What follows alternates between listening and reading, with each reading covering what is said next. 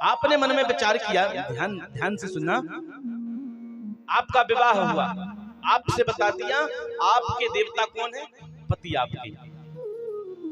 आपके पति सब कुछ हुए। तो आपने सोचा कि मेरे तो बस पति हैं, सास में डंडा दो, ससुर में डंडा दो, देवर में डंडा दो, तो ये आपके पति सार्थक हो गए। इससे आपके पति खुश होंगे क्या, बताइए? इससे आपके पति खुश होंगे क्या? नहीं होंगे, नहीं। अगर आपके पति देवता हैं तो जो आपके देवता के देवता हैं उनको भी आपको पूजना पड़ेगा, तभी आपके देवता खुश होंगे। बोलो राधे राधे। लेकिन आजकल विडंबना दूसरी है, बोले देवता पति को तो मान लिए।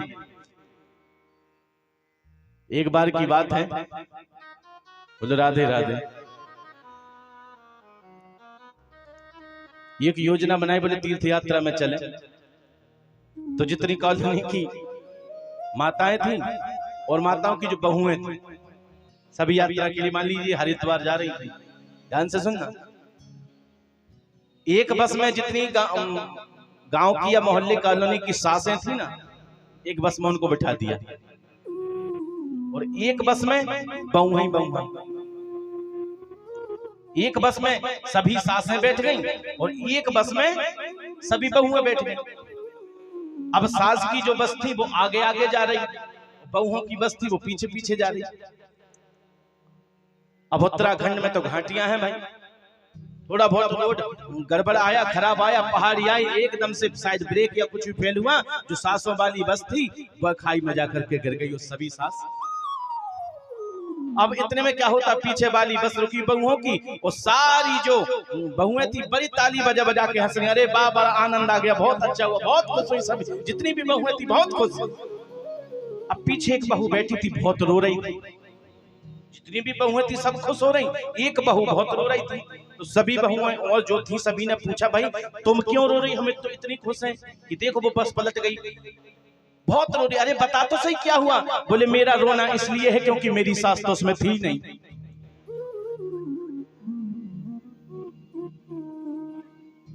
हाँ?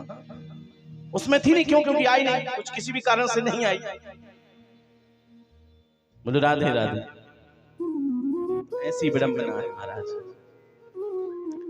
इसलिए अपने जो देवता है ना, उन देवताओं के इष्ट को भी ना भूलें हम।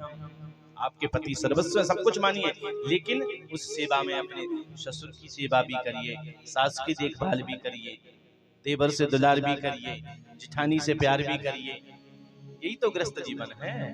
प्रेम से बोलो राधे राधे। आनंद से रहना है संसार में, जिस जो है उसमें खुश रहना है। और हमें तो आज महाराज सगर जो जितना भी जल वृष्टि हुई सब पी गए। बोले भगवान राम ने न्योता दे दिया, बोले चिंता ना करो, अब बढ़िया सुंदर भोजन बना रही है माता जानकी और पवा रही है। अब भोजन करते जा रहे बंदी नहीं हो रहा है। आटा कम लगाया था, आजकल देखने को मिलता है कहीं जाओ एक छोटी इतने से आटे की रोटी बनाते हैं। ध्यान से सुनना, इतने सी लोई बनाएंगे, क्योंकि भाई इतनी छोटी की लोई की रोटी बनाएंगे, छोटी सी रोटी बनेगी और रख दी थाली में। अब एक रखी, थोड़ी देर बाद फिर एक सिकी, एक आई, जैसे ही दो दई, हाँ पंडित जी रोटी, हाँ पंडित ने कहा हाँ, एक खाई, दो खाई, तीन खाई, अब बार बार एक एक पूछ रहा हूं, पंडित जी रोटी। अब पंडित जी कहां तक कहेंगे हाँ ले आओ, हाँ ले आओ, इसलिए बेचारे भूखे ही उठ गए। इसलिए पूछो मत, जब तक भाई भोजन कर रहे हैं वो स्वयं मना ना करें तब तक पवाओ। ये भोजन कराने का एक अभ्यास होना चाहिए, कैसे कराना चाहिए भोजन। कोई आया है बड़ी सुंदर से, उनसे बार बार ये मत पूछो क्या चाहिए।